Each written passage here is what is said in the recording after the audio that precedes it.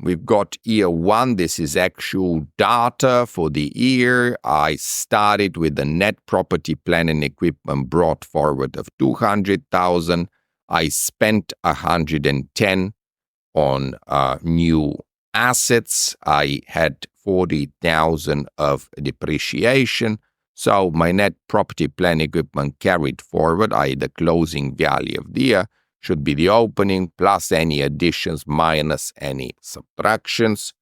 And here I can simply sum this and get 270. For the intangibles, it works exactly the same. I started with 150. I added 70. I subtracted 35 in the form of amortization, so my closing intangibles are 185. Then I've got the goodwill at 250, and I can now calculate my total fixed assets as closing property plus closing intangibles plus a goodwill, and that is my total fixed asset. Okay. Then I have the sales. These are the sales from the previous example. I've just brought them here for our convenience. Now, we need to figure out what percentage is property capex of sales. So we're going to take the property capex as a percentage of sales. So we can see that we're currently spending 22% of our sales on new machines and property. Then we're going to do the same for intangible capex. So 70 divided by 500. We're spending about 14% on intangibles as a percentage of sales. Depreciation will be forecast as a percentage of opening net property, plant and equipment, not closing, but opening. So we're going to take the 200, not the 270. Very, very important here. And then for the amortization, we're going to be taking the amortization as a percentage of the opening intangibles.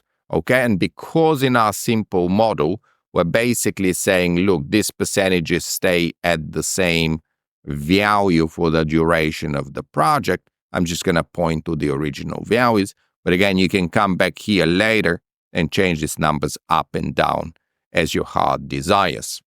Okay, now let's look at year 2. So the opening property for year 2 must be the closing property for year 1. So we're just going to point to the closing value of year 1.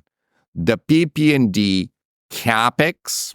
Okay, so what are we going to do here? The PP&D capex, we know that this represents 22%, but we have to multiply this by the sales figure for the second year.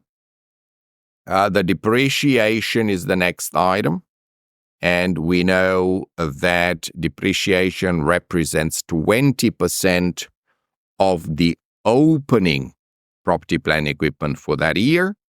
And so now we should be able, again, to use the sum function here and add the values. Okay, so now what I need to do is take these values and copy them to the right, and I can see the evolution of my property over time. Next, I'm going to do pretty much the same thing for the intangibles. My opening intangible is the closing intangible of the previous year. My intangible capex will be 14%. So that's the percentage applied to sales.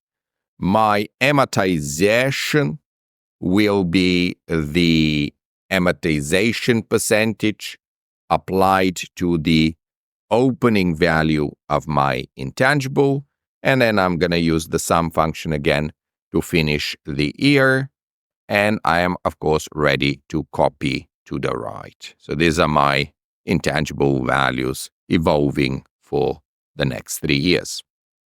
Now, for goodwill, we said that this isn't going to be a function of anything, so we're going to just simply assume that to be a constant value for the duration of our project. and our total fixed assets are simply the sum